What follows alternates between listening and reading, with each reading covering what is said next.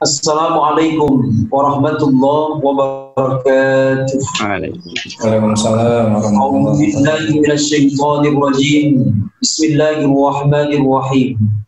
Alhamdulillah hamdan katsiran tayyiban mubarakan fi wassalatu wassalamu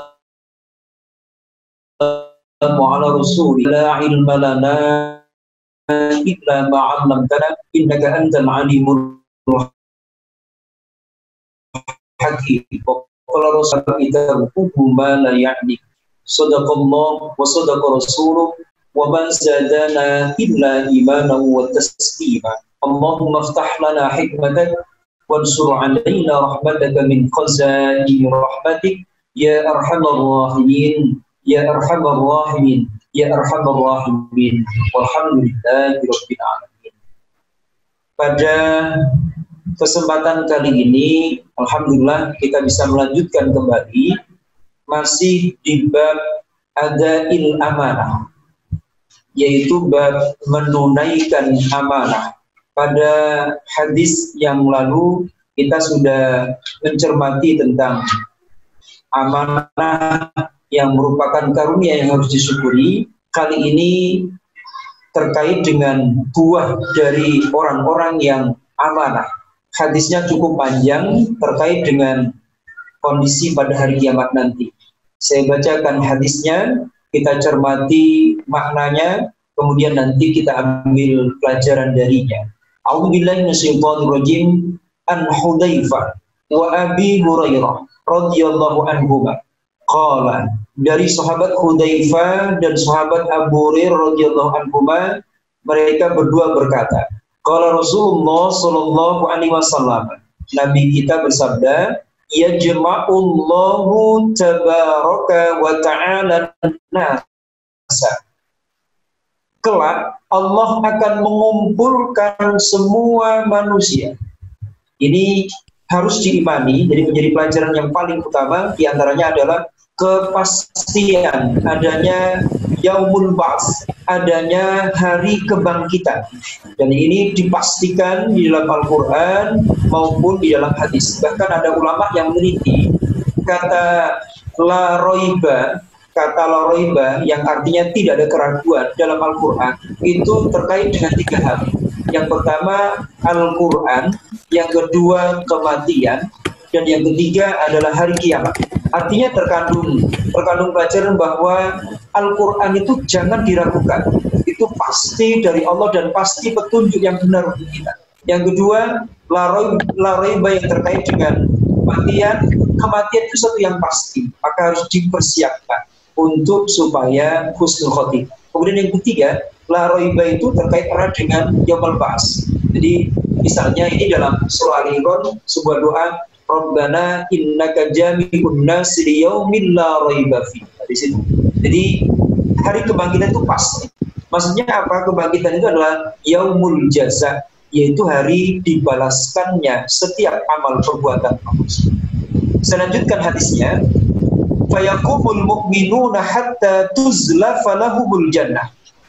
Kemudian mereka semuanya berdiri, orang-orang mukmin ini berdiri di dekat surga, lalu fayatuna Adam, mereka mendatangi Nabi Adam seraya berkata, wahai Nabi Adam, bukakanlah pintu surga untuk kami. Nabi Adam menjawab, bukankah tidak ada yang menyebabkan kalian keluar dari surga melainkan lantaran kesalahan bapak kalian yaitu Adam? Aku tidak berhak melakukan hal itu. Jadi akhirnya ini kaitannya dengan syafaat al-uzmah dari kiamat nanti, yaitu orang-orang mendatangi Nabi Adam, tapi Nabi Adam menyatakan, aku tidak berhak memberikan syafaat itu. Akhirnya Nabi Adam menyatakan, pergilah kepada putraku Khalilullah, Nabi Ibrahim. Kemudian Nabi melanjutkan sabdanya, orang-orang mukmin mendatangi Nabi Ibrahim, tapi Nabi Ibrahim menjawab, aku tidak berhak melakukan hal itu. Aku sebagai Khalilullah berada di belakang sekali. Pergilah kepada Nabi Musa yang pernah berbicara langsung dengan Allah. Akhirnya orang-orang mendatangi Nabi Musa. Nabi Musa menjawab, aku tidak bisa melakukan hal itu. Pergilah kepada Isa yang diciptakan dengan kalimah Allah dan roh dari Allah. Nabi Isa menjawab, aku tidak berhak melakukan hal itu. Kemudian mereka datang kepada Nabi Muhammad SAW, lalu Nabi Muhammad bangkit, kemudian ia diberi izin oleh Allah untuk memberi syafaat. Jadi di antara pelajarannya di sini bahwa makhluk yang paling utama adalah para nabi. Kemudian nabi yang paling utama adalah Nabi kita Muhammad SAW. Dan itu ditunjukkan dalam hadis ini, pemilik syafaat uzma. Makanya kalau ingin menjadi orang yang utama, mari beruswah kepada manusia yang utama, yang paling agung ini, yaitu Nabi kita Muhammad SAW. Kemudian lanjutan hadis ini, itu disebutkan dalam teks hadisnya, Nabi mengabarkan, وَتُرْسَلُ الْأَمَانَ وَالرَّحِيمُ فَيَقُومَانِ janbatai sirat yaminan wa shimalan. Maka dilepaskan amanah, jadi diutus amanah dan rahim, kemudian keduanya berdiri di samping kanan kiri sirat atau jembatan yang menuju ke surga, yang di bawahnya itu ada neraka jahanam. Ini menurut para ulama hadis, ini yang menjadi poin utama kajian kita, karena masih di bab adaul amanah, menunaikan amanah. Jadi kaitannya dengan buah dari amanah. Jadi menurut para ulama di sini, faman addal amanah wa wassalar rahima najat. Siapa yang hidup di dunia itu komitmen memegang teguh amanah, kemudian menyambung rahim, maka nanti saat dia lewat di sirat itu, maka dia termasuk orang yang selamat. Kemudian di dalam memberikan uraian terhadap hadis ini, dalam syarah Muslim yang ditulis oleh Imam An-Nawawi, juga beliau ini penulis dari kitab Riyadhus Shalihin ini, beliau memberikan komentar seperti ini ketika membahas tentang hadis ini.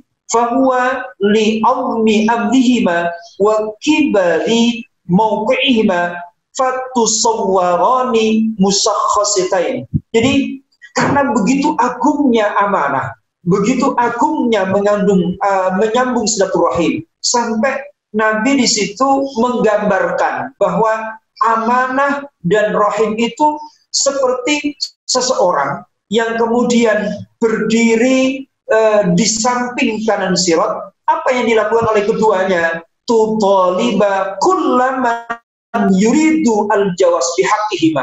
Keduanya mencari orang-orang yang hendak lewat sirat itu, yang sewaktu hidupnya di dunia memegang teguh amanah, menyambung silaturahim, maka mereka akan selamat dari lewat di sirat, sehingga termasuk orang-orang yang beruntung. Maka di sini pelajaran pentingnya adalah supaya sewaktu hidup di dunia ini sebagai mazra'atul akhirah, sebagai sawaladul akhirah, mari komitmen untuk menjadi pribadi-pribadi yang amanah, sehingga hidup kita selamat dunia maupun akhirat.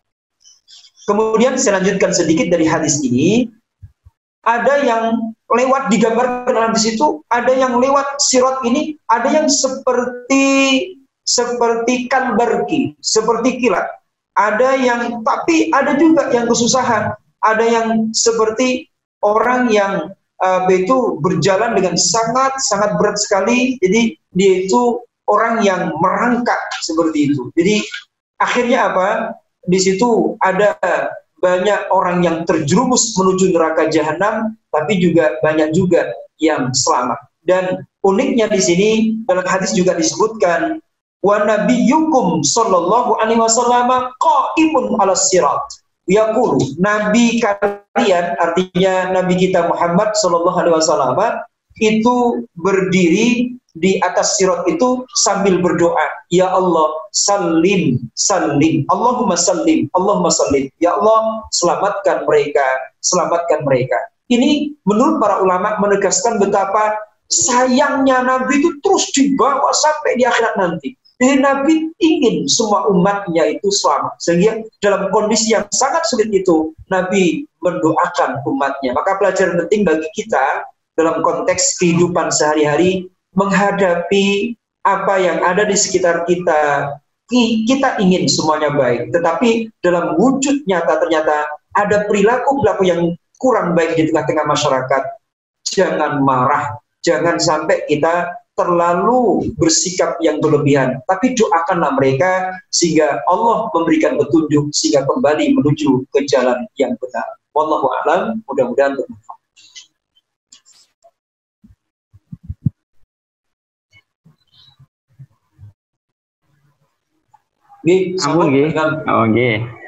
Monggo Bapak Ibu dan teman-teman mahasiswa, kalau ada pertanyaan singkat tapi cukup dalam dan bisa menarik banyak pertanyaan kayaknya, karena topiknya cukup menarik pagi ini, sore hari ini, karena terkait dengan orang-orang yang teguh menjalankan amanah ternyata di salah satu hadis itu mendapatkan banyak manfaat, jadi dimudahkan dalam melewati jembatan Shiratal Mustaqim atau Shiratal Mustaqim pada saat hari kiamah nanti. Oke, silakan teman-teman, jika ada pertanyaan kepada Ustadz Ali Misbahul Munir, bisa raise hand, bisa dengan menuliskan di chat.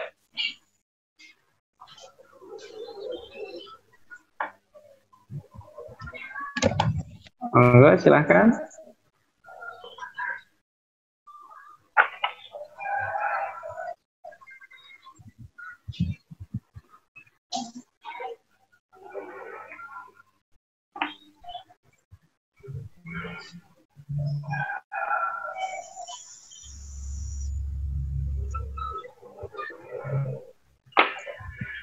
Ustadz, sambil menunggu teman-teman dan Bapak Ibu sekalian, saya ingin bertanya ini terkait dengan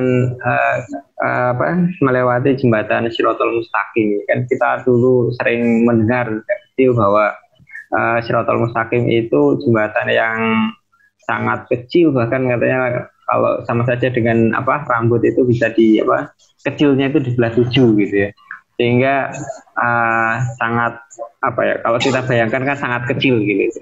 Tetapi di sisi lain di dalam beberapa teks itu mengatakan bahwa orang-orang baik, orang-orang soleh itu kalau melewati jembatan itu seperti kilat gitu ya. Ada yang seperti naik kuda, ada yang merangkak, ada yang kalau misalkan amalnya kurang baik ya bisa dibayangkan kalau jembatannya sekecil itu sehingga seperti otomatis tergelincir gitu. Nah, kira-kira selain menjalankan amanah dan suka menjalani silaturahim, kira-kira amalan apa yang bisa memudahkan kita untuk bisa melewati Shiratal Mustaqim ini dengan selamat? Nah, mungkin itu dulu Ustaz, monggo. Oke. Sederhana sebenarnya, ada hadis Nabi yang menjelaskan tentang itu. Jadi, man yassara ala muksir, barang siapa yang memberikan kemudahan kepada orang-orang yang kesulitan, yassarallahu lahu, Allah memberikan kemudahan baginya, baik di dalam kehidupan dunia ini maupun akhirat nanti.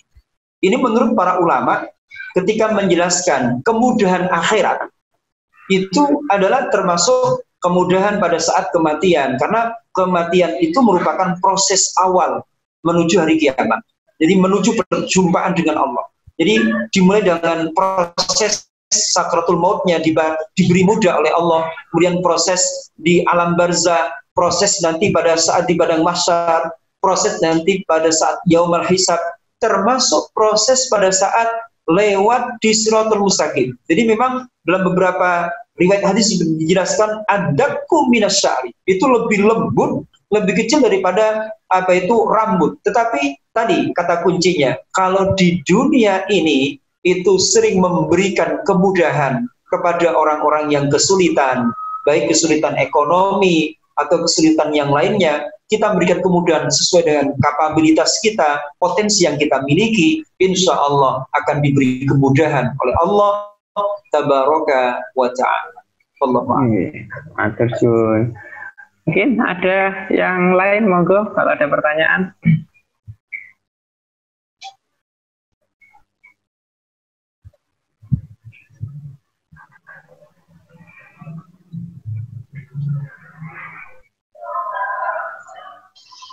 Monggo, kalau ada pertanyaan.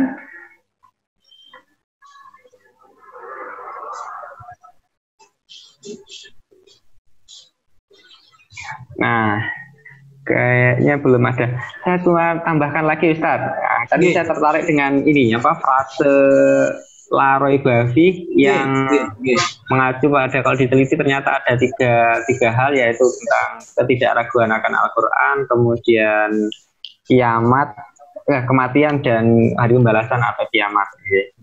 Nah, padahal kita tahu bahwa kiamat itu pernah ada sahabat, saya pernah mendengar itu, semoga masih ingat ya, pernah bertanya pada terkait dengan kapan terjadinya kiamat, ya. Nah, tapi kemudian Nabi mengatakan bahwa kita hanya Allah yang tahu tentang kapan terjadinya kiamat. Kemudian Nabi juga memberikan gambaran beberapa tanda atau ayat kapan akan terjadinya hari kiamat. Kemudian hari-hari belakangan ini kita mendengar bahwa banyak orang gitu ya, termasuk ustadz gitu ya, mencoba untuk membuat mungkin analogi atau cocokologi gitu ya, saya nggak tahu namanya, tapi mereka sangat yakin bahwa kiamat itu akan ditandai oleh ini itu. Bahkan ada yang mengatakan mungkin tahun Hijriah 1441 ini merupakan titik tertentu yang menjadikan kiamat itu dekat gitu. Kemudian di belahan dunia lain juga ada yang mengatakan bahwa kiamat itu berdasarkan penanggalan suatu suku tertentu itu 2012. Sehingga guyonannya Gusmus itu sebenarnya kita itu sekarang hidup dalam masa bonus karena kiamatnya sudah lewat tahun 2012. Nah, terkait dengan tanda-tanda kiamat itu sebenarnya seperti apa, Ustaz? Monggo. Iya.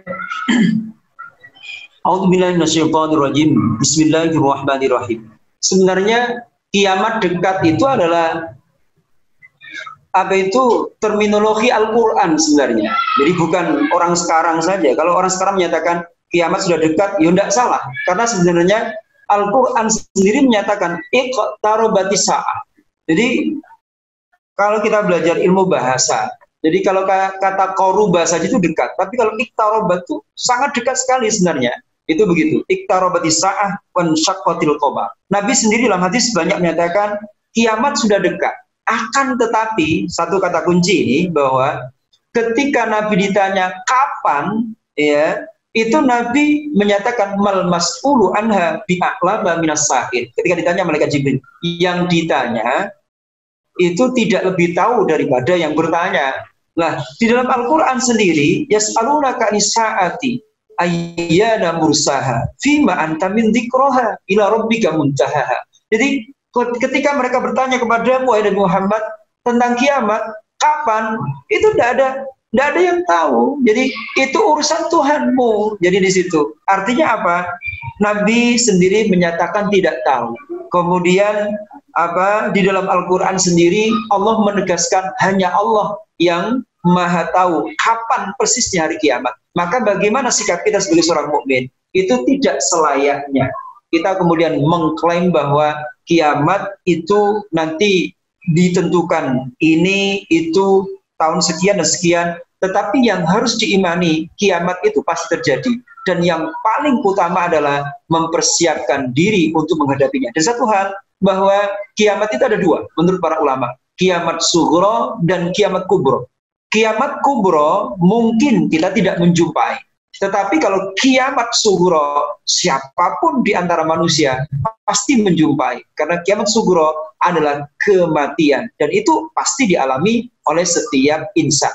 Kalau tanda-tanda spesifik yang disebutkan Nabi, itu memang banyak hal. Misalnya ketika di situ antalidal amatu rabbataha, ketika seorang budak melahirkan majikannya, yang sering dipahami oleh para ulama, banyak anak yang durhaka kepada orang tuanya. Melihat tanda-tanda seperti itu, memang sebagian sudah ada, sebagian ada yang belum. Tanda kiamat ada yang sughra, ada yang kubro juga. Tanda-tanda yang kecil, ada tanda-tanda yang besar. Kemudian misalnya, kalau tanda yang besar, matahari itu akan terbit dari arah barat, meskipun ada penafsiran yang sifatnya hakiki, ada sifatnya majazi. Tapi yang paling utama, saya sampaikan lagi bahwa kiamat kubro mungkin kita tidak menjumpai, tapi kiamat sugro pasti cepat atau lambat akan mendatangi. Maka yang terbaik bukan memperbincangkan kapan persisnya hari kiamat, tapi langkah yang terbaik adalah mempersiapkan diri untuk menghadapi hari kiamat itu, sehingga akhirnya kita meraih husnul khotimah. Wallahu a'lam.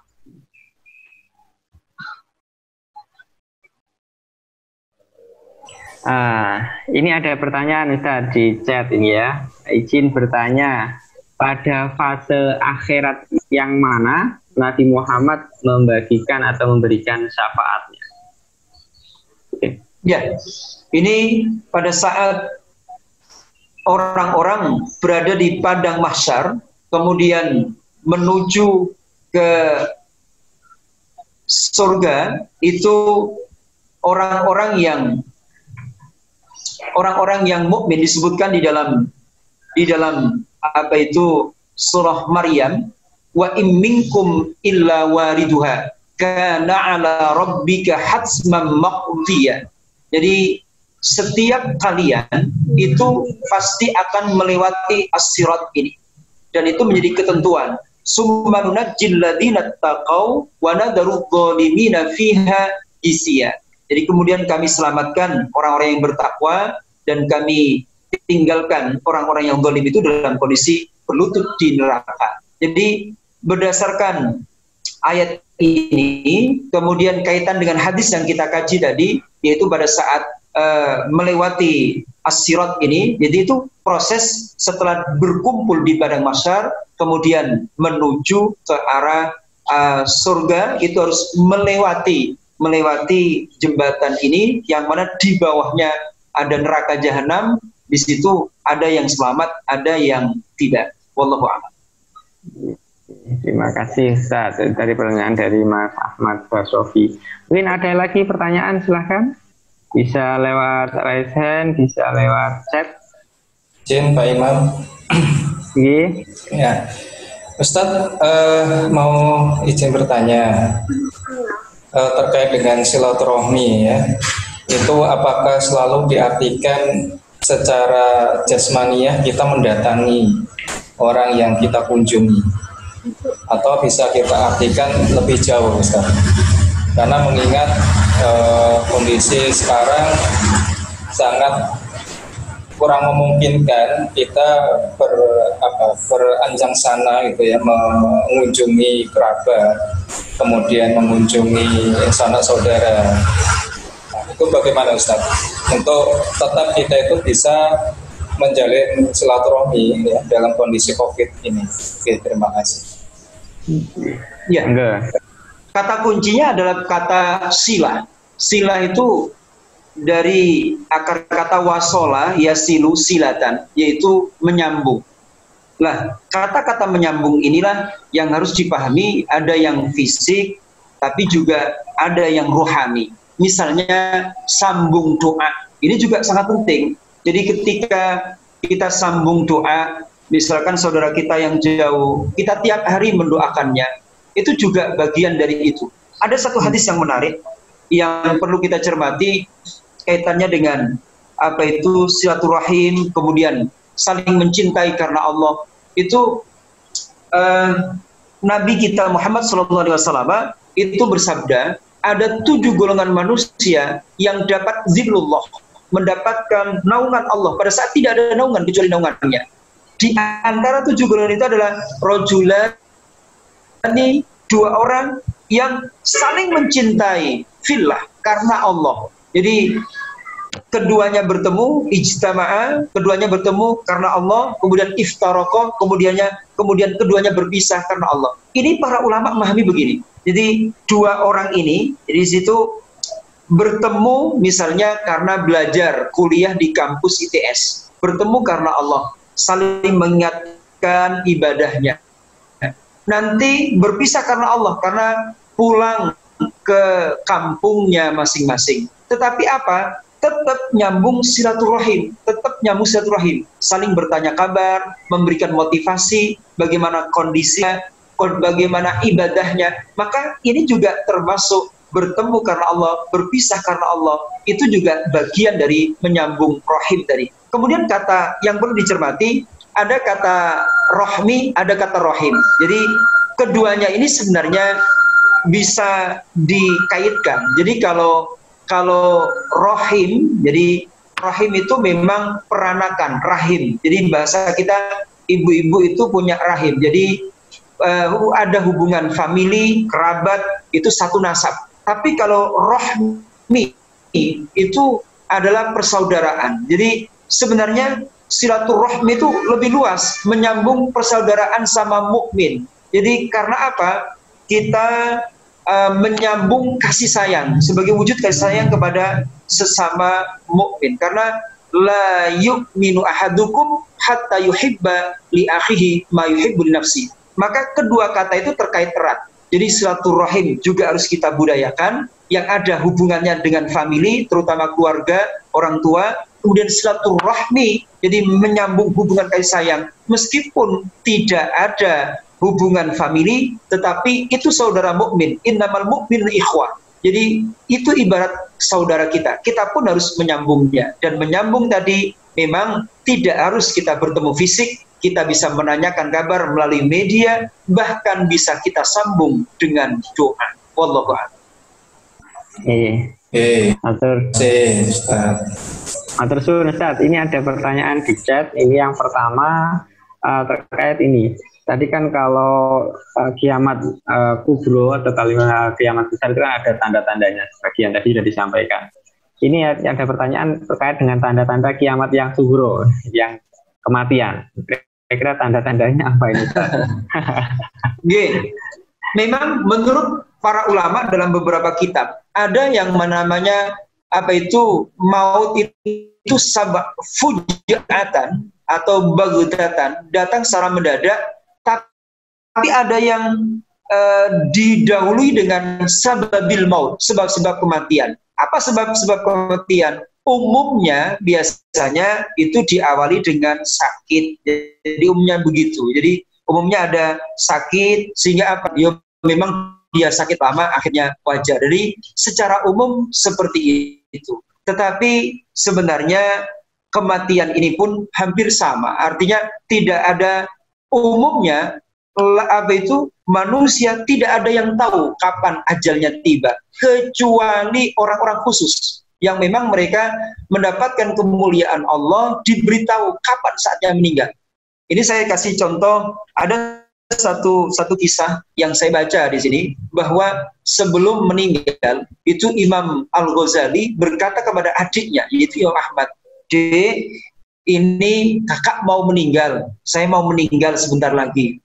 Tolong nanti engkau urusi tajhiznya." Jadi proses pemandian saya, mengkafani saya, sampai menyolati. Ini kain kafan sudah saya siapkan. Tapi sebelum meninggal, saya tak wudhu dulu, saya tak sholat dulu. Nanti tolong urus pemakaman saya. Jadi artinya apa? Ada orang-orang tertentu memang yang dia diberitahu oleh Allah, ya, bahkan beberapa ulama menyebut sekian hari sebelumnya, 40 hari sebelumnya, dia itu tahu. Tetapi secara umum itu orang-orang tidak tahu. Dan di situ maka secara umum pula perlu kita persiapkan diri. Kalau di dalam Al-Quran, Nabi Ibrahim itu berpesan kepada putranya, "Ya baniya innallaha astafa lakumuddina fala tamutunna illa wa antum muslimun." Jadi Nabi Ibrahim itu sebelum meninggal, anak-anaknya dikumpulkan semuanya, "Anak-anakku, sesungguhnya Allah telah memilih agama bagimu. Fala tamutunna illa wa antum muslimun." Jangan sampai kalian itu mati kecuali teguh, memegang teguh agama Islam. Ini menurut para ulama, Nabi Ibrahim tidak melarang anaknya untuk mati. Tetapi justru perintah untuk memegang teguh agama Islam, sehingga kapanpun meninggal itu husnul khotimah. Karena apa? Kematian itu bisa datang secara tiba-tiba, maka tidak penting kapan mati itu. Yang penting harus jadi orang baik, sehingga kapanpun mati dalam kondisi yang terbaik. Wallahu a'lam. Itu ya beberapa tanda terkait dengan kiamat sughro atau kematian. Berikutnya ada pertanyaan ini terkait dengan yang amanah tadi. Ini kejadian yang sering kali terjadi di lapangan atau di sehari-hari.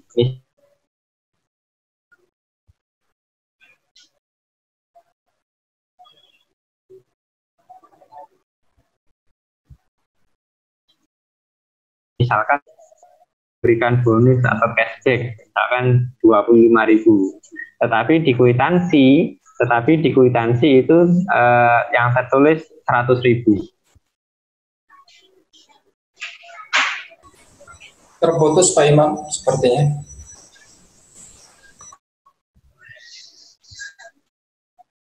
Nah, apakah karyawan yang seperti ini juga tidak putus-putus? Halo? Ya, terputus Pak Imam, barangkali bisa diulangi lagi pertanyaannya.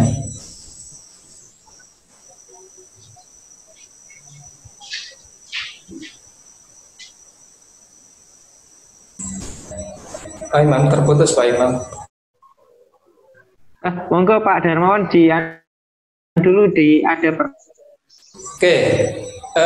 Ya, saya menyambung Pak Imam. Ini pertanyaannya, Pak Ustadz. Terkait dengan ini, saya chat ke jaringan sebentar. Oke, Pak, sudah Pak. Saya bacakan Pak Ustadz ya, pertanyaan dari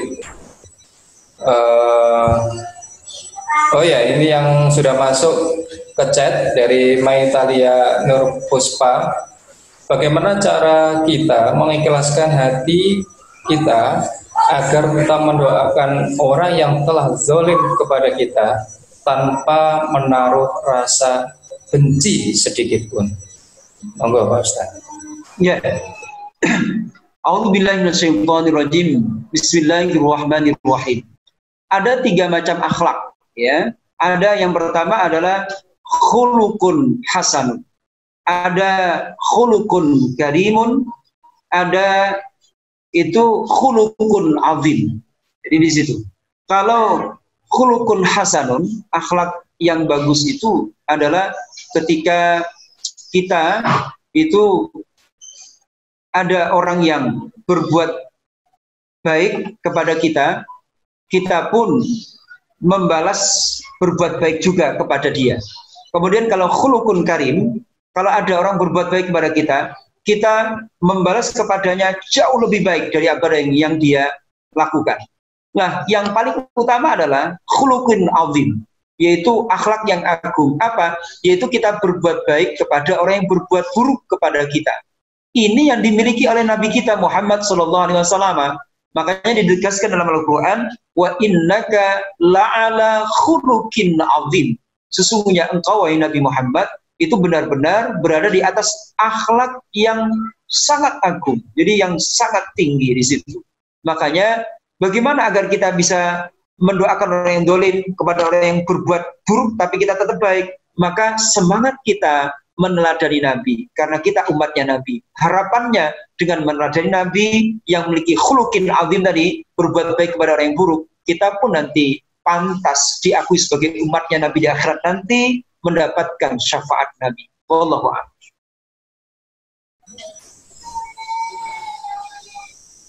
Ya Ustadz, izin ini membacakan pertanyaan yang dibaca Pak Imam tadi yang sempat terputus. Assalamualaikum Pak Ustadz, izin bertanya, ada fenomena yang kita lihat di lapangan, bonus yang diberikan penjual kepada pelanggan disalahgunakan oleh oknum karyawan perusahaan, khususnya bonus uang tunai atau cashback. Misal sang karyawan mendapat tugas dari perusahaan untuk membeli barang tertentu seharga 100.000, kemudian dia mencari toko yang memberikan cashback atau bonus misalnya sekitar misalnya 25.000. Pada kwitansi penjualan tertulis 100.000 resmi dari toko penjual. Sedangkan cashback 25.000 tidak tertulis di faktur, sehingga sering diambil secara pribadi oleh karyawan. Sedangkan pemilik perusahaan tidak mengetahui hal ini. Bagaimana hal ini? Apakah ini disebut sebagai apakah ini tidak disebut sebagai tidak amanah? Gitu. Terima kasih Pak. Ini pertanyaannya Pak Ustadz. Monggo silakan. A'udzubillahi minasyaitonirrajim. Bismillahirrahmanirrahim. Jelas itu menunjukkan tidak amanah. Ya, jadi harus disampaikan kepada perusahaan bahwa harga yang di lapangan itu sekian, mendapat potongan sekian. Maka nanti kalau perusahaan membuat kebijakan baik itu untukmu, baru itu boleh untuk kita ambil. Tetapi harus ada kejelasan, harus ada keterus-terangan sehingga tidak ada yang sampai dirugikan atau menguntungkan diri sendiri. Jadi akadnya harus jelas sehingga tidak ada sampai yang dirugikan. Wallahu a'lam. Ya Ustaz, barangkali menyambung dari pertanyaan tadi ya. Terus apa kiat-kiat yang bisa kita jadikan semacam pegangan Ustaz, supaya kita itu bisa berpegang teguh terhadap amanah yang diberikan orang lain ke kita. Oke. Jadi pada pertemuan Kamis yang lalu sudah kita singgung bahwa amanah ini terkait erat dengan iman. Jadi kalau iman itu tertancap kuat di dalam dada, artinya yakin bahwa Allah itu mengawasi kita, kemudian juga akan membalas perbuatan baik kita. Kalau kita komitmen dengan amanah, maka tidak usah khawatir, ya. Kaitannya dengan rizki, ini kan soal rizki sebenarnya. Ini saya kutipkan dawuhnya sahabat Ali bin Abi Thalib. Sahabat Ali bin Abi Thalib menghentikan adaul amanah miftahur rizki, menjalankan amanah yang diberikan. Kalau itu kata sahabat Ali adalah kunci pembuka turunnya rizki. Jadi jangan usah khawatir. Jadi orang yang amanah di dunia ini hidupnya barokah, hidupnya penuh dengan keberkahan, banyak rizki yang diberikan oleh Allah. Sementara di akhirat nanti banyak juga kemudahan yang akan dia terima. Sebagaimana dalam hadis tadi pada saat proses melewati siratal mustaqim. Wallahu a'lam.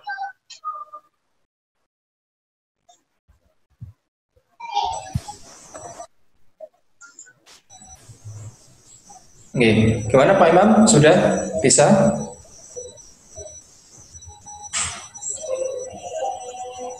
Oke, sepertinya masih ada sedikit gangguan. Monggo Bapak Ibu, adik-adik mahasiswa, barangkali ada pertanyaan. Sudah bisa Pak Imam? Monggo. Halo, bisa didengarkan lancar ya? Oke. Monggo Bapak Ibu dan teman-teman mahasiswa, jika ada pertanyaan kepada Ustadz Ali Misbahul Munir terkait dengan adaul amanah, kemudian subtopiknya adalah orang-orang yang balasan bagi orang-orang yang menjalankan amanah. Enggak?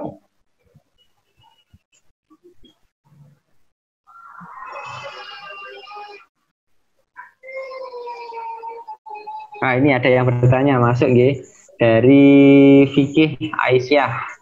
Pak Ustadz izin bertanya, apa hukumnya jika kita sebagai anak yang sudah ditinggal meninggal oleh kedua orang tua?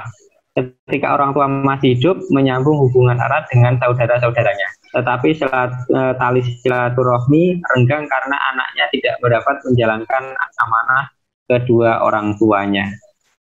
Terima kasih. Pertanyaannya belum muncul ini ya sebenarnya.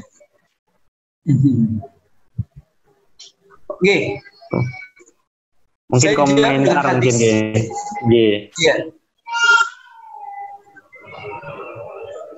Suatu ketika Nabi kita Muhammad SAW itu ditanya, apakah saya, sahabat itu masih ada kewajiban untuk berbuat baik kepada orang tua, padahal mereka sudah meninggal? Nabi menjawab, iya. Apa? Yang pertama tentu mendoakannya. Yang kedua, memohonkan ampun untuk keduanya. Yang ketiga, bersedekah untuknya. Yang keempat, menyambung hubungan yang dulu sudah pernah disambung oleh orang tua kita. Jadi ini termasuk birrul walidain. Jadi dalam Islam, birrul walidain itu tidak berhenti dengan orang tua meninggal dunia. Jadi birrul walidain bagi seorang mukmin terus berjalan. Dan satu hal yang harus kita underline bahwa ketika kita selaku anak itu komitmen berbuat baik dengan kedua orang tua, yakinlah nanti anak-anak kita akan berbuat baik kepada kita. Jadi birru aba'akum tabirrukum abna'ukum. Berbuat baiklah kalian kepada kedua orang tua kalian, maka nanti anak-anak kalian juga akan berbuat baik kepada kalian. Wallahu a'lam. Terima kasih Ustaz. Silakan yang lain. Jadi cukup menarik tadi ya, kalau kita sebagai anak meskipun orang tua kita sudah meninggal, alangkah baiknya kita juga masih terus menjalin silaturahim kepada kolega-kolega orang tua kita, karena ternyata banyak manfaatnya dan itu sebagai salah satu cara kita untuk menjadi anak yang berbakti atau birrul walidain. Monggo silakan yang lain.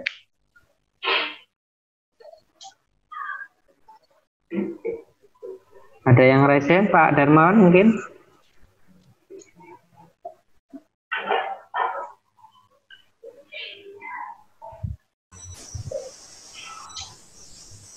Belum ada gitu.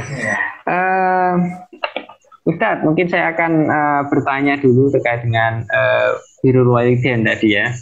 Jadi kalau tadi kaitannya dengan orang tua yang sudah meninggal, kemudian kita juga punya akan bagusnya kalau kita juga terus menjalin silaturahim itu karena manfaatnya cukup banyak. Nah, yang jadi pertanyaan adalah kalau misalkan ini kan biasanya pada bulan-bulan Ramadan seperti ini kan banyak orang yang berlomba-lomba untuk berbuat kebaikan atau kebajikan. Nah, kemudian ada di antara kita itu berbuat kebajikan itu atas nama orang tua kita. Misalkan sedekah memberikan berbuka, atau kemudian memberikan kalau untuk masjid itu ya, biasanya pembangunan masjid kemudian diatasnamakan ke orang tua padahal orang tua kita sudah berpulang atau meninggal. Apakah ini tercatat sebagai amalan yang bisa dinyampai kepada orang tua kita walaupun orang tua kita meninggal? Ya. A'udzubillahi minasyaitonirrajim. Bismillahirrahmanirrahim. Seorang sahabat datang kepada Nabi, "Ya Rasulullah, inna ummi uftulitat." Ya Rasul, ibu saya mati mendadak. Afa atasaddaqu anha? Apakah aku perlu sedekah atas nama ibu saya itu? Ya, apakah sedekah saya ini bisa nyampe juga kepadanya? Nabi menjawab singkat, "Na'am, iya." Jadi atas dasar itu makanya tidak usah ragu. Jadi ketika selaku anak ada kesempatan untuk bersedekah, diberi oleh Allah rizki, maka kita atasnamakan orang tua. Maka insya Allah di samping juga itu manfaat untuk kedua orang tua, tapi juga kita juga mendapatkan nilai barokah. Matur suwun. Berarti nyampe ya, jadi tidak ragu-ragu apa yang kita lakukan diatasnamakan kepada orang tua atau bahkan mungkin orang-orang terdekat kita yang sudah berpulang. Oke. Pak Sahroni, Pak mau tanya. Pak Sahroni. Oke, monggo Pak Sahroni. Ada pertanyaan? Nggih, monggo. Ya, Assalamualaikum warahmatullahi wabarakatuh. Ini Ustaz, ini mau bertanya sedikit ini Ustaz. Ini salah satu bab yang dibahas tadi. Kalau lihat di chat, mohon maaf saya tadi telat ini. Jadi langsung ini salah satu kan bahasanya adalah Al-Quran, kematian dan sebagainya tadi ya. Nah, kemudian saya tanyakan ini kita ini kan selama ini mungkin sudah berusaha ya menjalankan ibadah, sudah berusaha lah, walaupun mungkin banyak kekurangan dan sebagainya ya, untuk menghadapi hari akhirat ya. Dan hari akhirat itu dimulai kan dengan kematian tadi ya. Nah, cuma kita ini kadang-kadang kan risau ya, walaupun kita sudah berusaha, masih ada kekhawatiran ya, kekhawatiran, ketakutan gitu kalau menghadapi kematian dan sebagainya, terutama kondisi sekarang ya Ustaz ya, dengan banyaknya berita penyakit, wabah COVID dan sebagainya, ini kan kita kadang-kadang merasa ada ketakutan gitu ya. Nah ini gimana Ustaz ini Ustaz? Apa yang harus kita lakukan? Karena kita semua mungkin ya khawatir ya, walaupun kita sudah berusaha berbuat ibadah, melakukan ibadah dengan baik, kekurangan mungkin pasti ada, tapi ini kekhawatiran itu tetap ada. Gimana Ustaz? Tipsnya Ustaz? Ya. A'udzubillahi minasyaitonirrajim. Bismillahirrahmanirrahim. Khawatir itu bagus. Ya. Dalam dunia tasawuf, Imam Al-Ghazali itu menyatakan termasuk ada batin puasa yang disebutkan oleh beliau dalam kitab Ihya Ulumuddin, itu pada saat berbuka puasa itu hendaknya tiap orang memunculkan al-khauf war roja. Apa? Yaitu harap-harap cemas. Jadi khauf itu khawatir, puasanya itu tidak bagus sehingga tidak diterima. Sementara roja optimis, Allah itu maha rahmat, kasih sayangnya itu sangat luas, insya Allah diterima. Maka disitulah para ulama menganjurkan pada saat berbuka itu kita berdoa kepada Allah dengan doa yang dibaca oleh Nabiullah Ibrahim di ayat 127 surah Al-Baqarah. Apa? Rabbana taqabbal minna innaka antas samiul alim. Ya Allah, terimalah amal kami. Jadi Nabi Ibrahim dan Nabi Ismail itu memberikan uswah kepada kita. Setelah merenovasi Ka'bah, beliau tidak mengklaim renovasi itu diterima oleh Allah, tapi mohon kepada Allah, jenengan terami, ya Allah. Nah, kita pun meneladani Nabi Ibrahim, Nabi Ismail, Rabbana taqabbal minna innaka antas samiul alim. Jadi ya Allah, terimalah amal kami. Nah, inilah menjadi kata kuncinya bahwa kita itu terus mohon kepada Allah agar amaliyah kita itu diterima oleh Allah Tabaraka wa Ta'ala. Justru kalau orang itu memastikan, itu yang tidak bagus. Jadi harus muncul al-khauf war roja dalam setiap amal kita, seraya mohon kepada Allah agar diterima. Nah, terkait dengan wabah dan sebagainya, bagaimana supaya mukmin itu tetap tenang? Jadi begini, semua yang terjadi di muka bumi ini itu tidak bisa lepas dari takdirnya Allah. Jadi kalau dalam catatan Lauhil Mahfud orang itu ditulis oleh Allah positif COVID-19, maka meskipun dia memakai pelindung apapun, dia tidak akan bisa selamat dari takdirnya Allah itu. Itu seperti itu. Persoalannya, kita tidak tahu takdir kita ini seperti apa. Yang ada dalam Lauhil Mahfuz kaitannya dengan wabah saat ini misalnya. Maka langkah yang terbaik adalah seperti seorang sahabat yang bertanya kepada Nabi saat mau masuk masjid, ya Rasulullah, unta saya ini saya ikat dulu, kemudian saya masuk masjid, atau saya biarkan saja?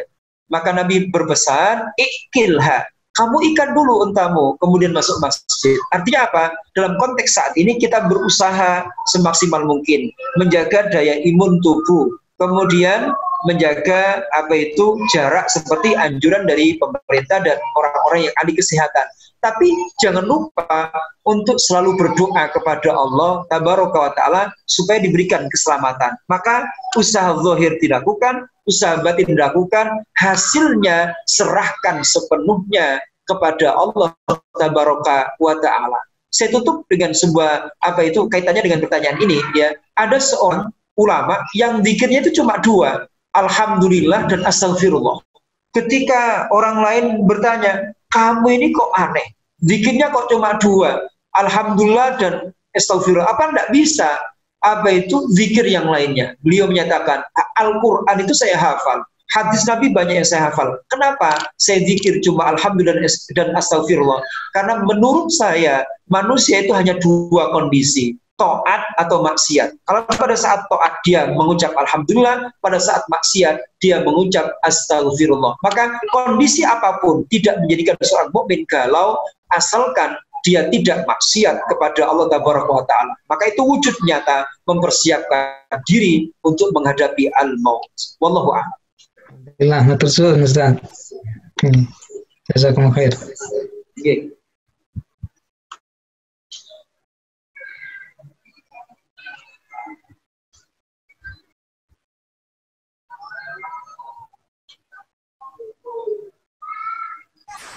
Masih unmute Pak Imam? Pak Imam Safawi? Bisa di-unmute dulu Pak? Gini. Ya, saya bertanya Ustadz terkait dengan kematian dan akhirat. Ada pertanyaan kadang-kadang iseng begitu ya, terkait dengan akhirat itu ya. Katanya kalau akhirat itu adalah suatu masa yang jauh gitu ya.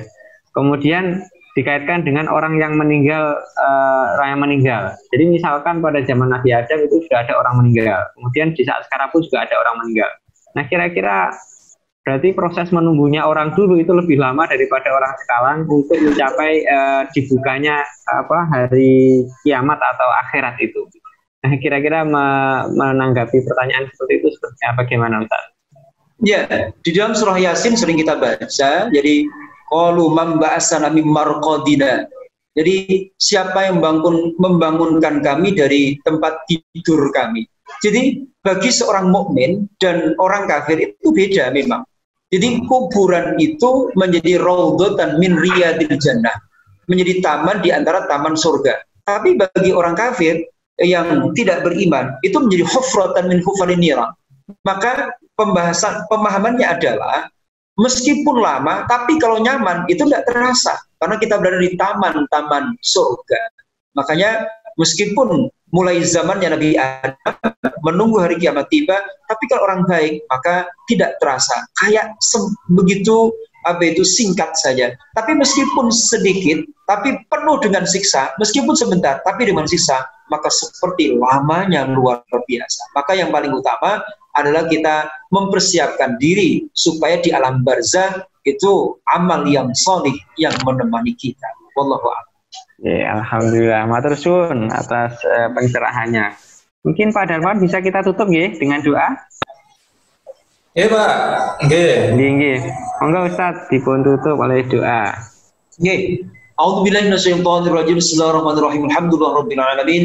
Allahumma shalli wa sallim wa barik ala sayyidina Muhammadin wa ala alihi washabbihi wasallim. Allahumma ighfir lana dhunubana wa liwalidina warhamhum kama rabbayana shaghira. Allahumma anfa'na bima 'allamtana wa 'allimna ma yanfa'una warzuqna 'ilman nafi'an. Rabbana taqabbal minna innaka antas samiul 'alim wa tub 'alaina ya maulana innaka antat tawwabur rahim. Rabbana atina fid dunya hasanah wa fil akhirati hasanah wa qina 'adzabannar. Wa sallallahu ala sayyidina Muhammadin nabil ummi wa ala alihi washabbihi wasallam. Subhana rabbil izzati amma yasifun wa salamun alal mursalin walhamdulillahi rabbil alamin.